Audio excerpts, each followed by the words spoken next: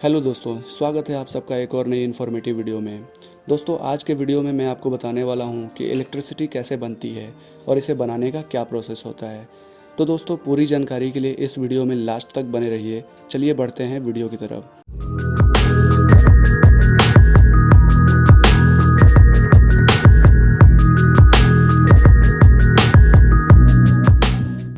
जैसा कि दोस्तों आपको पता है कि वर्तमान में बिजली के बिना हम जीवन जीने के बारे में सोच भी नहीं सकते।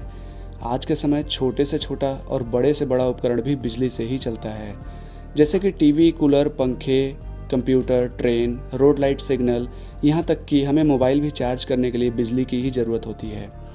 हम दिन रात घर तथा ऑफिस में बिजली का इस्तेमाल करते हैं, लेकिन क्या आपने कभी सोचा है कि यह बिजली आती कहाँ से है और यह कैसे बनती है? तो दोस्तों, सबसे पहले मैं आपको आसान भाषा में समझाता हूँ कि बिजली बनती कैसे है। दोस्तों, फैराडे नाम के एक साइंटिस्ट ने एक सिद्धांत पेश किया, जिसमें उन्होंने बताया कि अगर दो शक्तिशाली चुंबकों के बीच किसी कुंडली पर तांबे के तार को लपेटकर उसे तेज गति से घुमाया जाए तो उस तांबे के तार में बिजली उत्पन्न हो जाती है।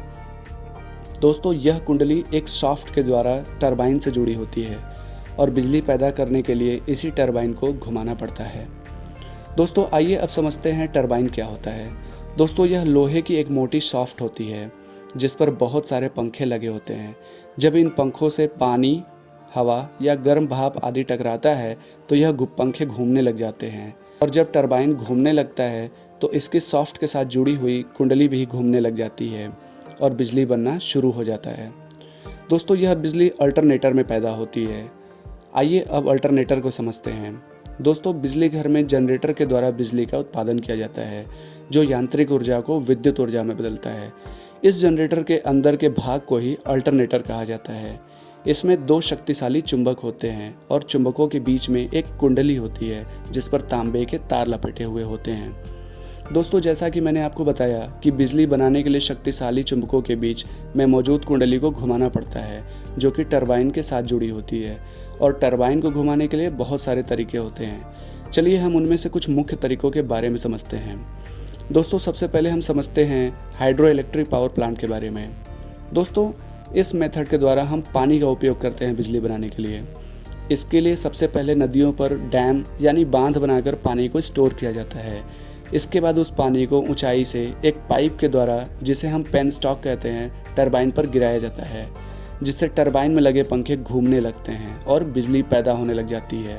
फिर इसे तारों द्वारा दूसरे स्थान पर पहुंचाया जाता है।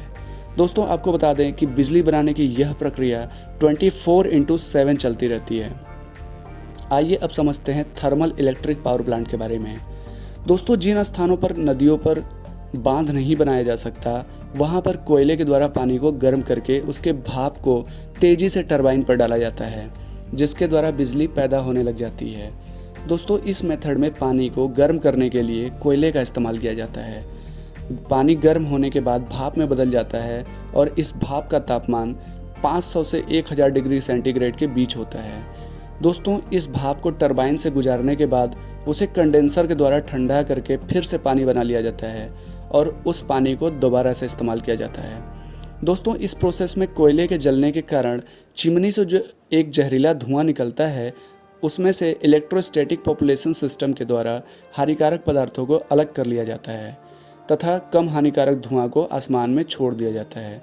दोस्तों, पावर प्लांट में जो बिजली बनाई जाती है वह बहुत ही हाई वोल्टेज की होती है, लेकिन हमारे घरों में 240 वोल्ट की बिजली की ही काम मिली जाती है। इसके लिए ट्रांसफार्मर के द्वारा हाई वोल्टेज को लो वोल्टेज तथा लो वोल्टेज को हाई वोल्टेज में ज़रूरत के हिसाब से बदला जाता है। दोस्तों, और भी बहुत सारे तरीके हैं बिजली उत्पन्न करने के, जैसे पवन चक्की द्वारा, डीजल द्वारा, सौर ऊर्जा द्वारा एंड न्यूक्लियर पावर प्लांट के द्वारा। तो दोस्तों, आज की वीडियो में हमने जाना कि बिजली कैसे बनती है और यह हमारे घरों तक कैसे पहुंचती है। दोस्तों, अगर यह वीडियो आपको अच्छी लगी हो और इससे कुछ नया जानने को मिला हो तो इस वीडियो को लाइक कर दीजिएगा। साथ ही साथ चैनल को ज़रूर से सब्सक्राइब कर लीजिएगा, क्योंकि इससे आपको हमारी आने वाली वीडियोस के नोटिफिकेशन मिलते रहेंगे। आपके द्वारा किए गए लाइक एंड सब्सक्राइब से हमें काफ़ी मोटिवेशन मिलता है। तो दोस्तों, मिलते हैं एक और नई वीडियो में एक नई जानकारी के साथ। वीडियो में यहाँ तक बने रहने के लिए धन्यवाद।